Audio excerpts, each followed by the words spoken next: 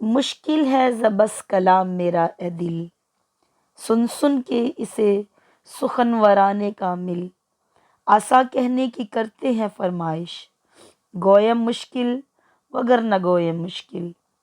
السلام علیکم۔ بزم حرف و حکمت فار یو میں ایک بار پھر آپ سب کو خوش آمدید۔ انٹرمیڈیٹ سال دوم مرزا اسد اللہ خان غالب کی غزل آپ کے سامنے پیش کی جا رہی تھی۔ آج شعر نمبر 2، یاد تھی ہم کو بھی رنگا رنگ بزم آرائیاں، اور شعر نمبر 3، یعنی قید میں یعقوب نے لی گو نہ یوسف کی خبر۔ اس کا مفہوم، تشریح، اہم نکات اور اس کے فکری اور فنی محاسن آپ کے سامنے پیش کیے جائیں گے۔ غالب کہتے ہیں، یاد تھی ہم کو بھی رنگا رنگ بزم آرائیاں، یاد تھی ہم کو بھی رنگا رنگ بزم آرائیاں، لیکن اب نقش و نگارے تاک نسیاں ہو گئی۔ مشکل الفاظ کے معنی دیکھ لیجئے۔ بزم آرائیاں، محفلیں سجانا، خوشیاں رونقیں بنانا۔ نقش و نگار، نشانات، تصویریں، یادیں۔ تاک نسیاں، بھول جانے کا تاک ہونا۔ تاک یعنی جو دیوار کے اندر آلہ پڑا ہوا ہے اس کا بھی مراد ہو سکتا ہے، اور تاک کا مطلب ماہر ہونا بھی ہوتا ہے۔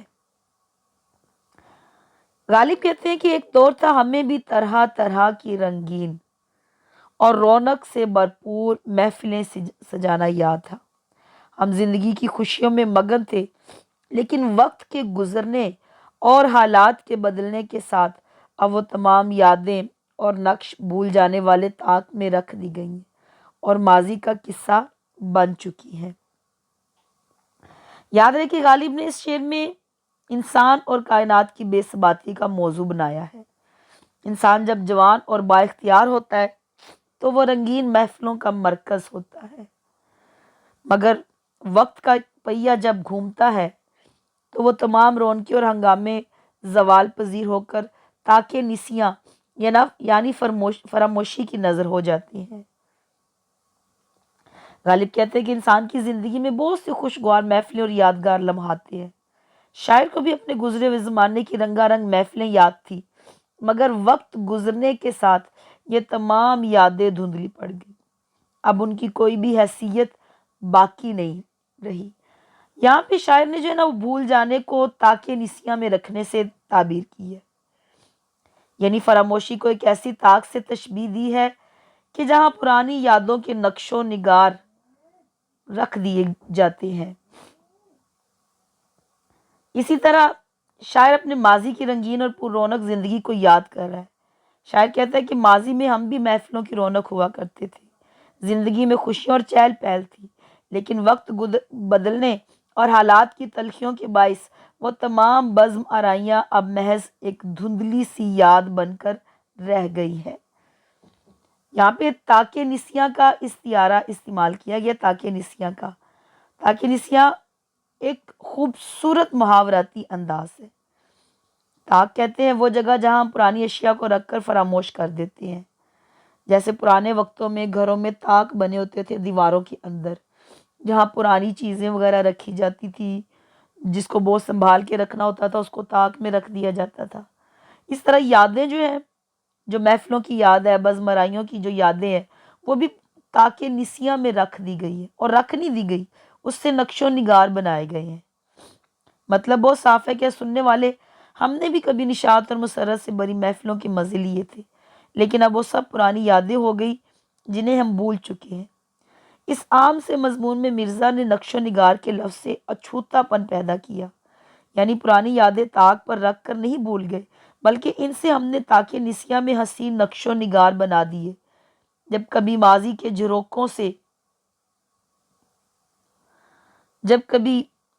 جھروکوں سے ادھر نظر پڑتی ہے تو طبیعت باغ باغ ہو جاتی ہے۔ اس طرح ان خوشگوار یادوں کی مدد سے ہم نے اس تاکہ نسیاں کو بھی دلکش اور خوبصورت بنا ڈالا، جسے عام لوگ بس دیکھتے ہی ہیں صرف۔ شاعر کہتا ہے، نہ وہ محفلیں، نہ وہ خلوتیں، نہ ادائے ناز و نیاز ہے، نہ وہ رنگ و روپ کی تازگی، نہ وہ نغمگی، نہ وہ ساز ہے۔ اختر شیرانی بھی کہتے ہیں، اب وہ باتیں نہ وہ راتیں نہ ملاقاتیں ہیں، محفلیں خواب کی صورت ہوئیں ویراں کیا کیا۔ اس شعر میں ایک دردمندانہ حسرت پائی جاتی ہے۔ غالب ماضی کی رنگینیوں کا ذکر رو کر نہیں بلکہ ایک دانا اور باوقار انداز میں کرتے ہیں۔ تاکہ نسیاں کی ترکیب اس بات کی علامت ہے کہ ماضی کی خوشیاں اب صرف ذہن کے کسی تاریک گوشے میں جم کر رہ گئی ہے۔ اس شعر سے ہمیں اہم نکات کون کون سے ملتے ہیں کہ ماضی کی خوشگوار یادیں اور عروج کا تذکرہ ملتا ہے، زمانہ زوال اور وقت کے ساتھ رونقوں کا ختم ہونا، تاکہ نسیاں کا بڑا خوبصورت استعمال ملتا ہے، اور اس شعر میں انسان کی بے بسی اور تنہائی بھی ملتی ہے۔ قرآن پاک میں اللہ تعالیٰ ارشاد فرماتا ہے تلک الایام نداولها بین الناس، یہ دن ہے جو ہم لوگوں کے دوران پھراتے رہتے ہیں، کیونکہ کوئی بھی چیز امر نہیں ہے، اس کائنات میں کوئی شے بھی امر نہیں ہے، لہٰذا اچھی یادیں وہ بزم آرائیاں یہ بھی ہمیشہ نہیں رہتی۔ اگر دیکھا جائے تو غالب نے یہ شعر اب اس دور کی عکاسی بھی کرتی ہے کہ ایک وقت تھا جب دلی کا جو مرکزی حکومت تھا وہاں شاعروں کی محفلیں جمتی تھی، لوگوں کی محفلیں جمتی تھی، لیکن جیسے دلی پر حملے ہوئے، دلی تباہ و برباد ہوا، دلی تباہ و برباد ہوئی، اس کے بعد نہ وہ رونقیں تھی، نہ وہ مشاعرے تھے، نہ ہی وہ بزم آرائیاں تھیں۔ میر بھی کہتے ہیں شہاں کے کوہلے جواہر خاک پاک تھی جن کی، انہی کی آنکھوں میں پھرتی سلائیاں دیکھی۔ یعنی ایک وقت تھا جو صبح کے بادشاہ تھے، ایک وقت تھا جب محفلیں ختم ہوئی، رونقیں ختم ہو گئی، وہی لوگ جو بادشاہ تھے اور ان کے مصاحب ہوا کرتے تھے، انہی مصاحبوں نے پھر غداری کرتے ہوئے بادشاہوں کی آنکھوں میں سلائیاں پھیری تھی۔ تو وقت بدلتے ہوئے دیر نہیں لگتی، کیونکہ قرآن پاک میں بھی ہے کلو من علیہ فان، کہ جو کچھ زمین کے اوپر ہے وہ سب کچھ فنا ہو جانے والا ہے۔ تو جب سب کچھ ختم ہو جانے والا ہے تو اسی شعر میں زندگی کے ناپائیداری اور فلسفہ زوال کا باوقار اور حسرت ناک اظہار ہے۔ ہر ایک شاعر کہتا ہے تباہی اور کسی سمت سے نہیں آتی، ہر ایک عروج کی تہ میں زوال ہوتا ہے، ہر ایک عروج کو زوال ہے، ہر دن کو رات ہے، ہر رات کو دن ہے، ہر چیز بدل جاتی ہوتی ہے۔ اسی طرح ماضی کی خوبصورت بزم آرائیاں بھی اب تاکہ نسیاں میں چلی گئی ہے۔ تاکہ نسیاں دیکھیں، ایک ہوتا ہے شعور، ایک ہوتا ہے تخت شعور، ایک ہوتا ہے لاشعور۔ بہت سی یادیں ایسی ہوتی ہیں جب اس کے اوپر گرد پڑتی ہے، وقت کی گرد پڑتی ہے تو رفتہ رفتہ وہ یادیں تخت شعور میں چلی جاتی ہے، اور پھر ایک وقت آتا ہے وہ تخت الشعور سے لاشعور کی وادیوں میں چلی جاتی ہوتی ہے۔ یعنی رفتہ رفتہ وہ پچھلی باتیں جن کو ہم یاد نہیں کرتے، وہ محفلیں، وہ انجمن، وہ سب ختم ہو جاتی ہوتی ہے۔ غالب کہتے ہیں تھی خبر گرم کے غالب کے اڑیں گے پرزے، دیکھنے ہم بھی گئے تھے یہ تماشا نہ ہوا۔ اور ماضی کو یاد کرتے ہوئے شاعر کہتے ہیں وہ جو ہم میں تم میں قرار تھا، تمہیں یاد ہو کہ نہ یاد ہو، وہی یعنی وعدہ نباہ کا، تمہیں یاد ہو کہ نہ یاد ہو۔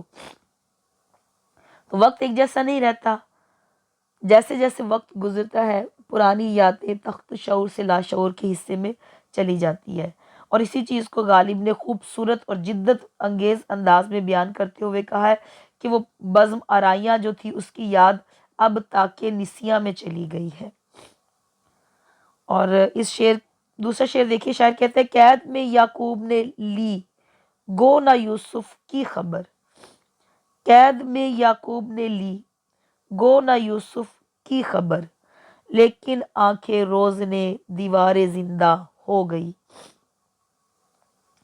گو یعنی اگرچہ، روزن سوراخ یا روشن دان کو کہا جاتا ہے، تاکچہ کو کہا جاتا ہے، زندہ قید، خانہ جیل، تو روز نے دیوار زندہ، قید خانے کی دیوار کا سوراخ۔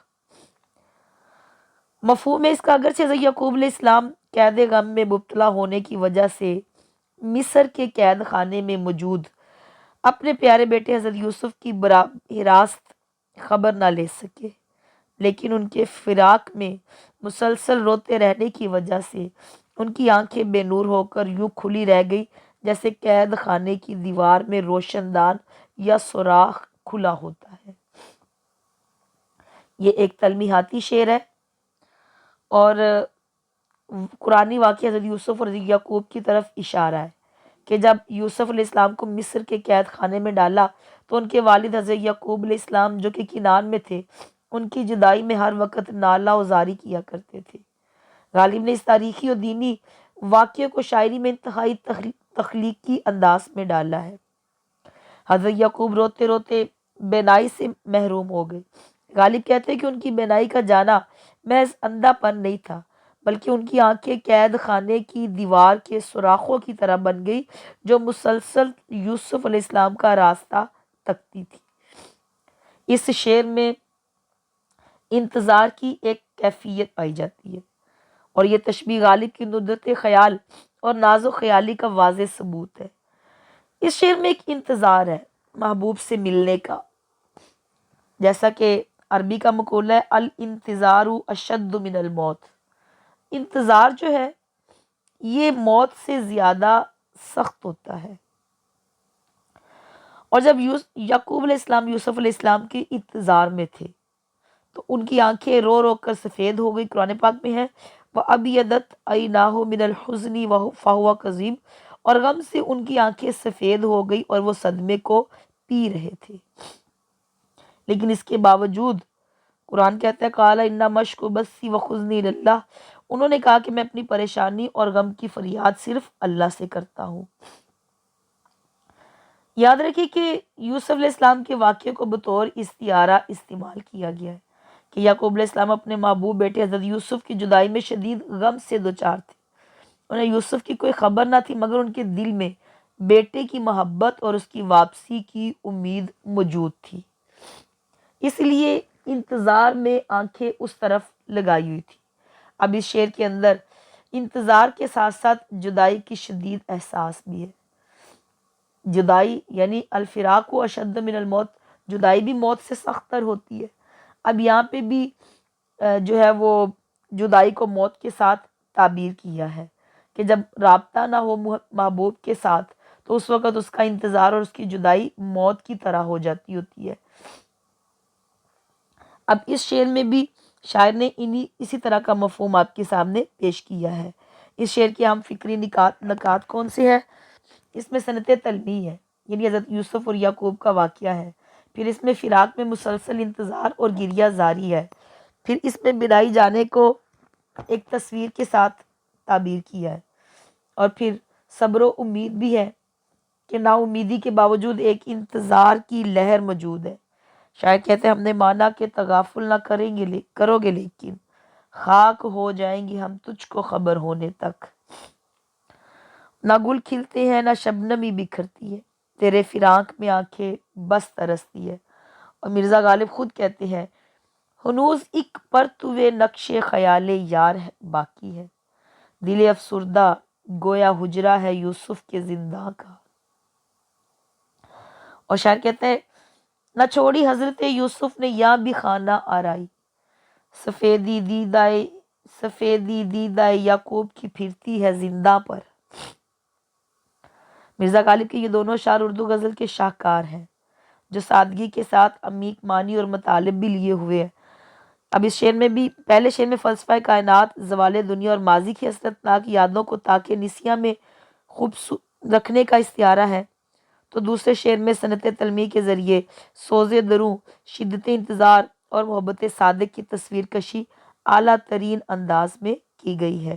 ان دونوں اشعار کے اندر فکری اور فنی محاسن کون سے پائے جاتے ہیں؟ پہلے شعر کے اندر جو فکری اور فنی خصوصیت ہے اس میں صنعت میرات النظیر ہے، یعنی ایک ہی قبیل کے الفاظ استعمال ہوئے ہیں۔ روزن اور زندہ اور طاق ایک ہی قسم کے الفاظ استعمال ہوئے ہیں۔ اس کے علاوہ صنعت اراد المثل،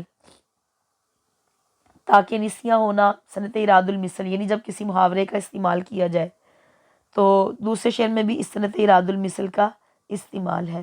اس امید اور دعا کے ساتھ کہ آج کا دن بہت خوبصورت گزرے۔ شکریہ۔